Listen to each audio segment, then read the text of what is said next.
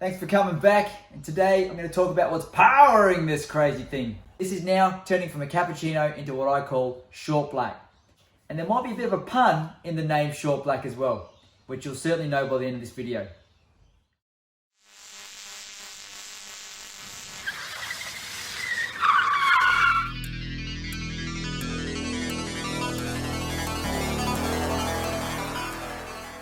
In episode 1, I showed exactly what's going on here. I'm turning what's left of a 1993 EA11R Suzuki Cappuccino into a modern day rat rod. But no rust. I absolutely detest it. So, this story begins with my old mate Miko. History shows that Suzuki has responded to the need of the petrol heads and hoons by delivering aptly named death machines like Escudo, Katana, Gixxer, Bussa and Samurai. No one would have predicted one of their creations would have the name of a hot beverage, albeit caffeinated. This is the cappuccino. Though definitely relevant, this little nose burner has all the right ingredients to wake you up quicker than your dog vomiting on the carpet at 1 a.m. Like other cars that were apparently made for mop manglers, this miniature Miata is lighter than a fart in a bubble, shorter than Dan's attention span, and lower than the plunging neckline of Shaz's Supre singlet, while still being rear-wheel drive. Means you can have more fun in this baby rice burner than a mullet-wearing moron taking his mang to the single-legger burnout competition. But so I digress. The whole reason you are here is to hear about the power plant. And what they chose to power this cup of joe, they must have thought was, heaps good, bro. Say good day to the F6A. This tiny 3-banger's capacity is smaller than one pot of your average bent 8 bush basher. But the cubic capacity shortage was bolstered with the addition of boost from what resembled a snail, only smaller. But let's not forget the front mount intercooler. Sick mate, sick! Oh my god! Like many other awesome cars from the 90s, this had a 5-speed manual gearbox, allowing the driver to use all 47 kilowatts. Kilowatts? Kilowatts! Although the package performed like a jar of Jack Russells jumped up on jitter juice, it was just not justified, and so it was junked. Before consolidating the concept of the cult classic key car, a workhorse that could combine the toxin of a complete colony of kilowatts would need to be acquired, with bonus points conferred for a lack of conventional components like conrods or crank, while also being capable of cramming into the confines of the chosen compartment. The searcher's champion required Dan to call in the Germans. This is Felix Wankel. He incorporated the rotation of the Dorito into the shape of the Australian rules football oval, creating the first rotary engine. This engine's small comparative size for power output would allow short black to have a low center of gravity while shooting enough exhaust explosions to satisfy the juvenile in all of us.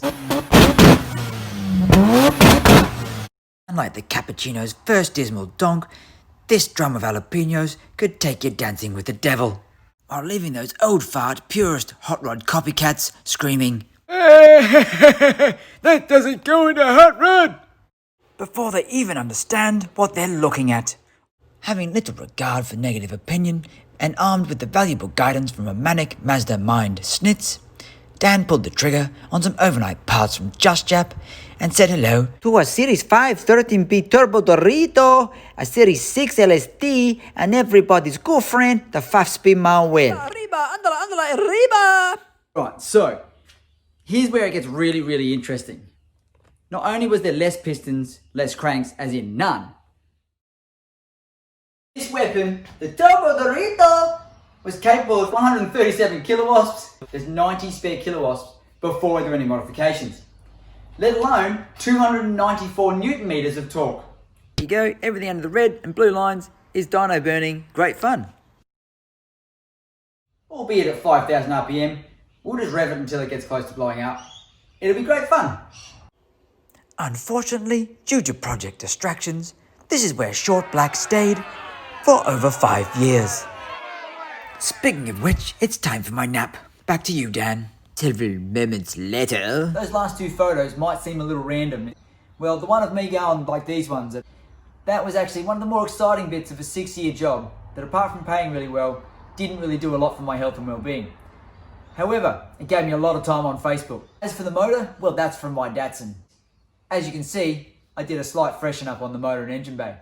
It was one of a run of Datsuns.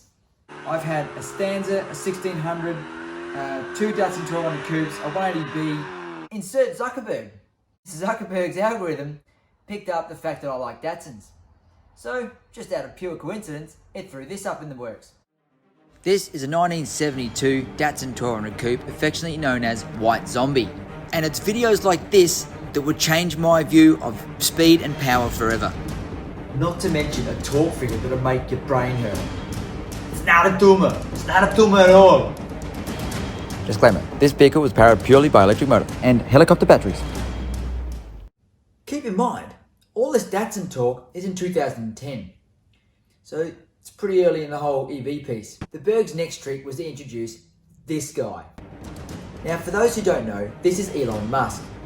And he has somewhat of a bromance with Nikola Tesla. With the last point of the love triangle, The news that this little leper had dropped a seal while just sitting stationary. In mid-2013, I stumbled across Tesla mega factories. Was Elon Musk himself challenging me? This image sealed the deal. I had a light bulb moment. The turbo Dorito would be a shed load of maintenance. Plus, if I modify it, it's going to get worse. a bit more salsa on those burritos, and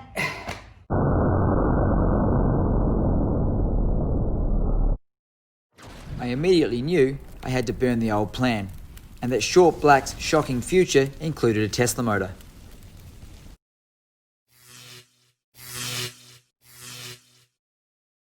so here's where it gets really, really interesting.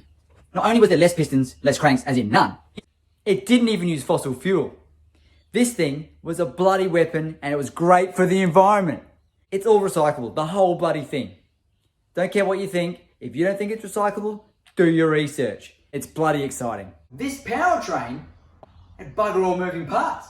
One moving part in the motor.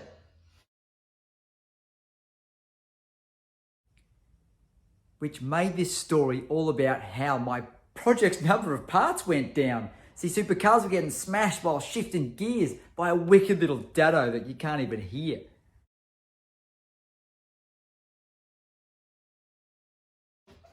What are they? They're the spare kilowatts available from this motor. 450 Newton meters of torque.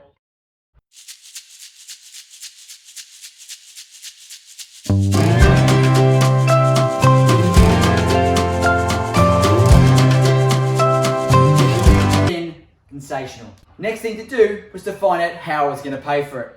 And that came down to this rare piece of escargot. Bound to find, oh, what you gonna do when this piece of poo. In 2015, an amazing opportunity surfaced, but it took until 2016 to actually secure it. Let me know in the comments if you want me to do a video on this rare rusty crustacean. Spoiler alert. I no longer own this unbelievably rare delicacy.